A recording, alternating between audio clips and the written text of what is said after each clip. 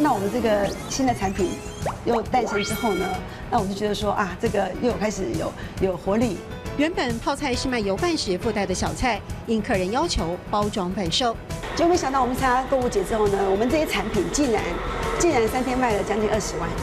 意想不到的业绩像及时雨，让庄梦雯创业失利、几乎干涸的热情重新有了生机。最先受欢迎的是海带丝，将盐分和杂质反复冲洗干净，浸泡过滤之后，再以滚水杀菌。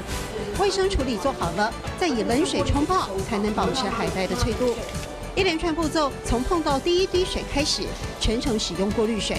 我们在这个过程有很注意到，就是说这水质的一个清洁度啊，一直有所坚持，也获得丈夫和大伯的力挺。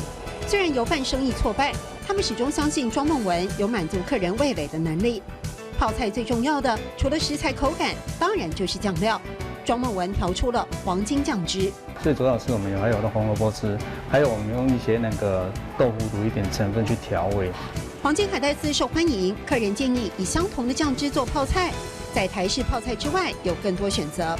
产品受欢迎，庄梦雯就注意到可能影响生意的细微处，蒜味太重了，会影响口气。让这个海带的味道能够降下的话，我们就用调了一些水果醋。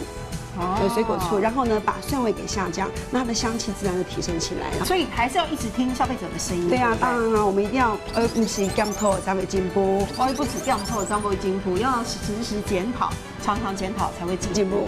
尝过失败的经验，庄梦雯更加珍惜眼前的机会，酸甜辣味都调进泡菜里。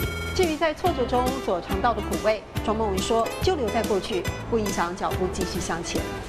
愛不是降透，張杯金夫；愛不是降透，張杯金夫。